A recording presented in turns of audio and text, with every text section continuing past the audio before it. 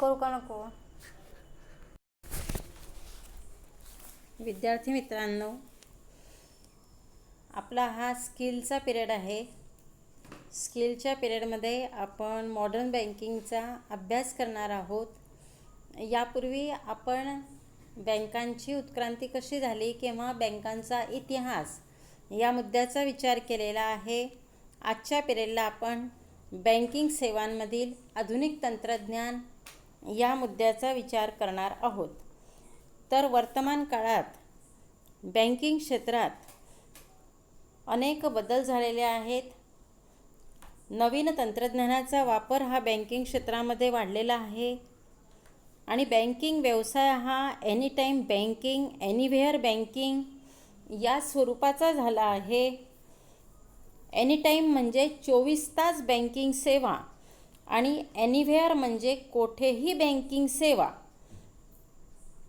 तर any time banking आणि एनिव्हेअर banking ह्या दोन संकल्पना ह्या नवीन तंत्रज्ञानामुळे रुजल्या आहेत. आज जर आपण बघितलं तर सर्व बँकांचं संगणकीकरण झालं आहे, कॉम्प्युटरायझेशन झालेलं आहे. आर्थिक व्यवहारासाठी इलेक्ट्रॉनिक साधनांचा वापर मोठ्या प्रमाणावर केला जात आहे. पैसे काढण्यासाठी किंवा जमा करण्यासाठी किंवा निधी ट्रान्स्फर करण्यासाठी, चेक, मागणी ठेवी, हुंड्या वटवण्यासाठी, इतर देणी देण्यासाठी ग्राहकाला बँकेत जाण्याचीही गरज राहिली नाही. तो घरबसल्या केव्हाही, कोठेही, कोणत्याही वेळी आणि केव्हाही कोणत्याही बँकेशी व्यवहार करू शकत आहे. घरी मोबाईलच्या सहाय्याने किंवा कॉम्प्युटरच्या सहाय्याने तो बँकेशी व्यवहार करत आहे. आज बँकिंग क्षेत्रामध्ये ATM, credit card, mobile banking, internet banking यासारख्या इलेक्ट्रॉनिक साधनांचा आर्थिक व्यवहारासाठी वापर वाढलेला आहे. आजच्या काळाचा जर विचार केला तर बँका ग्राहकांच्या दृष्टीने एका शाखेचा ग्राहक राहिला नसून तो बँकेचा ग्राहक बनलेला आहे.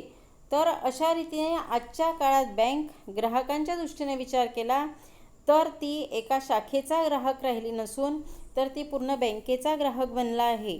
कारण डाटा केंद्रीकृत झाल्याने म्हणजेच कोर झाल्याने तो आपल्या बँकेच्या कोणत्याही शाखेशी व्यवहार करू शकतो. आणि अशा रीतीने ग्राहक फक्त एका बँकेचा खातेदार किंवा एका बँकेचा ग्राहक नाही तर तो अनेक बँकांचा ग्राहक बनला आहे, अनेक बँकांचा खातेदार बनलेला आहे. आपल्याला जर आपलं स्टेट बँकेत खातं आहे, रावेरच्या स्टेट बँकेत आपलं खातं आहे आणि आपल्याला पुण्याला पैसे पाहिजे आहे तर आपण पुण्याला सुद्धा आपल्या तिथल्या स्टेट बँकेच्या शाखेत जाऊन आपल्या खात्यातील पैसे काढू शकतो. यालाच कोअर बँकिंग असं म्हणतात. आणि म्हणून मी असं म्हणते की ग्राहक फक्त एका बँकेचा खातेदार नाही आहे तर तो सर्व बँकेच्या शाखांचा खातेदार झालेला आहे. तर अशा रीतीने आधुनिक काळात बँकिंग क्षेत्रामध्ये नवीन तंत्रज्ञानाचा किंवा आधुनिक तंत्रज्ञानाचा मोठ्या प्रमाणावर वापर केला जात आहे. तर हे तंत्रज्ञान जे आज नवीन तंत्रज्ञान वापरलं जातं तर ते खातेदारांच्या दृष्टीनेही सोयीस्कर आहे, फायदेशीर आहे, तसंच बँकेच्या दृष्टीने सुद्धा फायदेशीर आहे. तर आता आपल्याला हा मुद्दा विचारात घ्यायचा आहे की बँकिंग क्षेत्रामधील तंत्रज्ञान. तर जगात गेल्या 4 दशकापासून आर्थिक सुधारणांचा स्वीकार हा करण्यात आला आणि आर्थिक सुधारणांचा स्वीकार केल्यामुळे खाजगीकरण, उदारीकरण आणि जागतिकीकरणाचं धोरण हे राबवलं जात आहे. तर माहिती तंत्रज्ञानाचा विकास आणि विस्तार त्याचबरोबर झाल्यामुळे जग जवळजवळ येत आहे. तर अशा रीतीने माहिती तंत्रज्ञान क्षेत्राचा विकास आणि विस्तार आणि आर्थिक सुधारणांचा स्वीकार यामुळे जगाचे जागतिक खेड्यात रूपांतर झाले आहे. आणि यातूनच सर्वच उद्योग आणि व्यवसायात स्पर्धा वाढली आहे. कारण जागतिकीकरण, उदारीकरणामुळे परकीय राष्ट्रातील वस्तू, परकीय राष्ट्रातील तंत्रज्ञान, परकीय देशातील भांडवल, परकीय देशातील कंपन्या आपल्या देशामध्ये मुक्तपणे येऊ लागले आहेत आणि त्यामुळे जागतिक स्पर्धा वाढली आहे. तर हे बदल बँकिंग क्षेत्रामध्ये सुद्धा झालेले आहेत. भारतासह जगातील सर्वच बँक व्यवसायामध्ये नवीन तंत्रज्ञानाचा वापर हा केला जात आहे. तर या नवीन तंत्रज्ञानामध्ये बँकांचं संगणकीकरण, internet banking, mobile banking, core banking, ATM, debit card, credit card, tele banking, electronic fund transfer, electronic clearing service, swift electronic fund transfer, real time gross settlement, national settlement system, e purchase, e money, electronic fund transfer and point of sale या साधनांचा वापर हा केला जात आहे. तर आपल्याला पुढील मुद्द्याचा विचार करायचा आहे की बँकिंग सेवांमध्ये तंत्रज्ञानाची भूमिका काय आहे. हे जे नवीन तंत्रज्ञान वापरलं जात आहे, बँकांचं संगणकीकरण झालेलं आहे आणि बँकांमध्ये जे व्यवहार चालतात ते इलेक्ट्रॉनिक पद्धतीने मोठ्या प्रमाणावर होत आहे. घरबसल्यासुद्धा व्यक्ती हे व्यवहार करू शकत आहे आणि तर या अशा तंत्रज्ञानाची आवश्यकता काय आहे किंवा बँकिंग क्षेत्रामध्ये जे तंत्रज्ञान वापरलं जात आहे त्याचं महत्त्व काय आहे, त्याची भूमिका काय आहे किंवा त्याचे फायदे काय आहे, या मुद्द्याचा विचार आपल्याला आजच्या पिरियडला आता करायचा आहे. तर बँकिंग क्षेत्रामध्ये जे आधुनिक तंत्रज्ञान वापरलं जात आहे ते तंत्रज्ञान सर्वच लोकांना फायदेशीर आहे. मग ते खातेदारांनाही फायदेशीर आहे, त्याचप्रमाणे बँकेलासुद्धा फायदेशीर आहे, सोयीस्कर आहे. पूर्वीची जी बँकेची किचकट कामं होती, वेळखाऊ कामं होती, त्रासदायक कामं होती, 2-2 तास बँकांच्या रांगेत जे उभं राहावं लागत होतं ते आता उभं राहावं लागत नाही. बँकांची कामं ही अगदी सोयीस्कर घरबसल्या लोकांना करता येऊ लागलेली आहे. काही क्षणात ते या खात्यातले पैसे त्या खात्यात टाकू शकतात, काही क्षणात ते ATMच्या सहाय्याने पैसे काढू शकतात किंवा कुठे ट्रान्सफर करायचे असेल तर काही क्षणात ते करू शकतात आणि म्हणून बँकेची कामं ही खातेदारांच्या दृष्टीने सुद्धा खूपच महत्त्वाची, फायदेशीर झालेली आहे. तर आपण आता खातेदारांना किंवा ग्राहकांना ह्या नवीन तंत्रज्ञानाचा काय फायदा होत आहे याचा प्रथम विचार करू आणि त्यासाठी आपण काही मुद्द्यांचा विचार करणार आहोत. तर त्यातील पहिला मुद्दा म्हणजे केव्हाही कोठेही बँकिंग. तर बँक ग्राहकाला पैसे काढण्यासाठी, पैसे जमा करण्यासाठी, चेक व DD जमा करण्यासाठी, व्यापारी हुंडी वटवण्यासाठी, पैसे हस्तांतरित करण्यासाठी बँक कार्यालयात जाण्याची किंवा बँकेत जाण्याची आता आवश्यकता राहिली नाही. जर एखाद्या खातेदाराला ग्राहकाला पैसे काढायचे असतील किंवा पैसे जमा करायचे असतील किंवा चेक DD जमा करायचा असेल, व्यापारी हुंडी वटवायची असेल तर त्याला बँकेत जाण्याची गरज नाही. तो घरबसल्या मोबाईलवरून किंवा कॉम्प्युटरवरून बँकेशी आर्थिक व्यवहार करू शकतो आणि याला वेळेचं बंधनही नसतो. तो अगदी मध्यरात्रीसुद्धा आपले पैसे या खात्यातून त्या खात्यात ट्रान्सफर करू शकतो. म्हणजे त्याला जेव्हा रिकामपण मिळेल, वेळ असेल तेव्हा तो हे कार्य करू शकतो.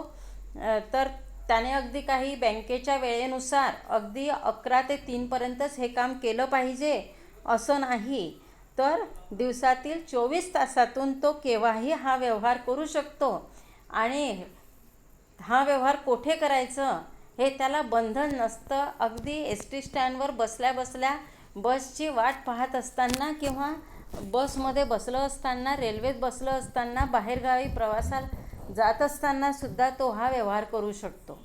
की त्याने अगदी घरीच हा व्यवहार केला पाहिजे असं नाही, तर तो कुठेही आपला मोबाईल उघडून या खात्यातील पैसे त्या खात्यात टाकू शकतो. तर अशा रीतीने बँकेची कामं ही खातेदाराच्या दृष्टीनं अतिशय सोपी झालेली आहे. दुसरा मुद्दा आहे वेळ आणि श्रमाची बचत. तर पूर्वी हे जे आधुनिक तंत्रज्ञान आलं नव्हतं तर त्यापूर्वी प्रत्येक कामासाठी बँकेतच जावं लागत होतं. तेव्हा ATM नव्हतं किंवा ह्या इतर सुविधा उपलब्ध नव्हत्या. पैसे काढायचे असो का पैसे जमा करायचे असो किंवा इतर व्यवहार करायचा असो तर त्यावेळेला बँकेत जाण्याशिवाय पर्याय नव्हता आणि त्यामुळे सर्वच लोक बँकेत येत होती आपली कामं करण्यासाठी आणि त्यामुळे बँकेत गर्दी होत होती. तिथे नंबर लावावे लागत होते, रांगेत उभं राहावं लागत होतं आणि यामध्ये वेळ खूप जात होता. परत हे बँकेचं काम खूप त्रासदायक, वेळखाऊ असं वाटत होतं. तर अशा रीतीने ह्या आधुनिकीकरणामुळे आधुनिक तंत्रज्ञान जे बँकेत वापरलं जातं त्यामुळे वेळेची पण बचत झालेली आहे, श्रमाचीही बचत झालेली आहे आणि लोकांचा त्राससुद्धा खूपच कमी झालेला आहे आणि बँकेची कामं ही जी पूर्वी त्रासदायक वाटायची ती आता वाटत नाही. तिसरा मुद्दा आहे तात्काळ व्यवहार. तर काही व्यवहार करण्यासाठी बँकेत गेल्यास गर्दीमुळे, कर्मचारी कमतरतेमुळे, तसंच कर्मचाऱ्यांच्या संथ कामामुळे, हळूवार कामामुळे बराच वेळ लागतो. जर आपण आजची कामं आधुनिक तंत्रज्ञानाच्या सहाय्यानं करत आहोत पण तीच कामं जर आपण बँकेत जाऊन करायचं म्हटलं तर तिथे बराच वेळ लागत असतो. तर इंटरनेट बँकिंग व मोबाईल बँकिंगमुळे आपल्याला ताबडतोब व्यवहार पार पाडता येतात. काही क्षणात आपण हे व्यवहार करू शकतो. याउलट जर बँकेत गेलो तर बँकेत आपल्याला नंबर लावावा लागतो आणि बऱ्याच वेळेला असंही होऊन जातं, आपण बँकेत जातो, आपला नंबर लागतो आणि बँक कर्मचारी म्हणतात की आता आमचा लंच टाईम झालेला आहे, अर्धा तास थांबा. पुन्हा आपल्याला अर्धा तास त्यांचं जेवण होईपर्यंत थांबावं लागतं. तसंच काही वेळेला असंही होतं की बँकेचं कॉम्प्युटर बऱ्याच वेळेला नेट काम देत नसल्यामुळे बंद असतं आणि तेथील कर्मचारी सांगतात की आज व्यवहार होणार नाही, आज नेट चालत नाही आहे, आज प्रिंटिंग होणार नाही, आज तुम्हाला पैसे मिळणार नाही. अशा रीतीने बँकेत अनेक अडचणी असतात पण मोबाईलवर मात्र तशा अडचणी येत नाही. आपण तात्काळ बँकेची कामं ही मोबाईलवर किंवा कॉम्प्युटरवर करू शकत असतो. हा एक फायदा महत्त्वाचा आधुनिक तंत्रज्ञानाचा आहे. पुढचा फायदा आहे तात्काळ माहिती.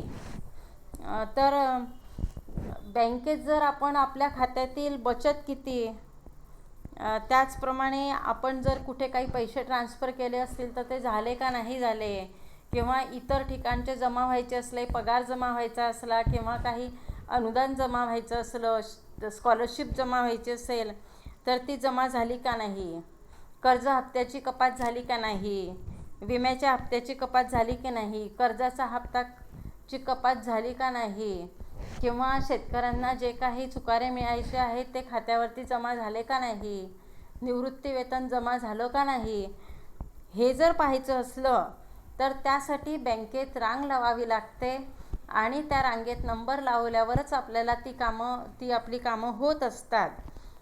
याउलट जर आपण घरच्या घरी मोबाईलच्या सहाय्याने किंवा कॉम्प्युटरच्या सहाय्यानं ही माहिती पाहायचं म्हटलं तर आपल्याला तात्काळ ही मिळत असते. काही क्षणामध्ये आपण आपल्या खात्यावरील सर्व क्रेडिट, डेबिट, जमा, खर्च सगळं रक्कमा ह्या बघत असतो. कुठली जमा झाली, कुठली कपात झाली ही सर्व बाब आपल्याला काही क्षणात ही मिळत असते. म्हणजे बँकेत जाऊन जो वेळ खूपसा लागतो तेवढा वेळ आपला लागत नाही, तात्काळ माहिती आपल्याला मिळत असते.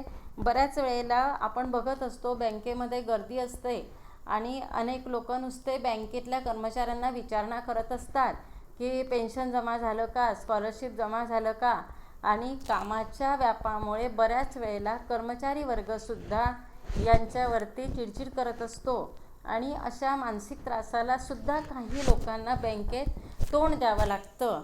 पण ह्या आधुनिक तंत्रप्रणालीमुळे घरच्या घरी मोबाईलवर तात्काळ माहिती खातेदारांना प्राप्त होत असते. हा एक महत्त्वाचा फायदा खातेदारांच्या दृष्टीनं आहे.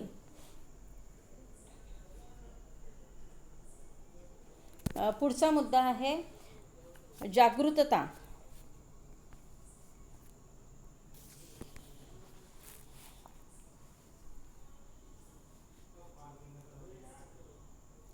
तर बँका आपला मोबाईल नंबर घेत असतात आणि मोबाईल नंबर घेऊन आपल्याला वेगवेगळी माहिती मेसेजेसद्वारे पाठवत असतात.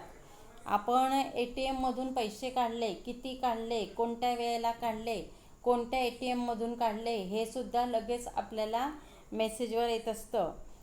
कुठली जमा झाली, पगार जमा झाला, कुठलं अनुदान जमा झालं, कुठल्या काही रकमा जमा झाल्या, तर ती माहितीसुद्धा लगेच आपल्याला आपल्या मोबाईलवर मेसेजवर येत असते. त्याचप्रमाणे आपल्याला जर समजा काही कर्जाचा हप्ता भरायचा आहे, काही विम्याच्या रकमा भरायच्या आहे, तर त्याचे मेसेजेससुद्धा आपल्याला लगेच मिळत असतात. तर अशा रीतीने यामुळे ग्राहक वर्ग हा जागृत होत असतो. जर समजा आपल्या खात्यावरची रक्कम दुसऱ्या खात्यावर काही जमा झाली असली किंवा ATMच्या द्वारे कुणीतरी आपल्या खात्यातील पैसे काढले असले तरीसुद्धा आपल्याला लगेच मेसेज येत असतो आणि आपण लगेच बँकेशी कॉन्टॅक्ट करून तशी तक्रार करू शकतो. आणि यामुळे बँक ग्राहकांमध्ये जागरूकता निर्माण होते. कारण बऱ्याच वेळेला विम्याचे हप्ते भरायची वेळ आलेली असते किंवा कर्जाचे हप्ते भरायची वेळ जवळ आलेली असते आणि आपल्याला माहीत नसतं, पण बँक आपल्याला सावध करते की बँकेच्या कर्जाचा हप्ता तुम्हाला भरायचा आहे आणि त्याप्रमाणे लोक तजवीज करू शकतात. आणि अशा रीतीने लोकांमध्ये जागरूकता निर्माण होण्याससुद्धा मदत होत असते. पुढचा मुद्दा आहे सुलभ खरेदी.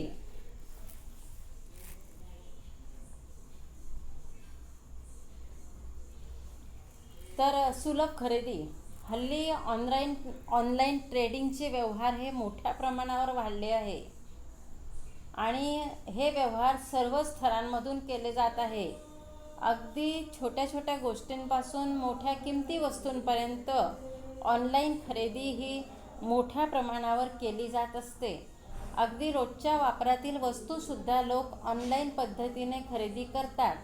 पावडर, क्रीम, फेशियल, तुमचे परफ्यूम, साबण, अशा गोष्टी, जे मेकअपचं साहित्य आहे, सौंदर्य प्रसाधने आहेत, ते तर मागवले जातातच.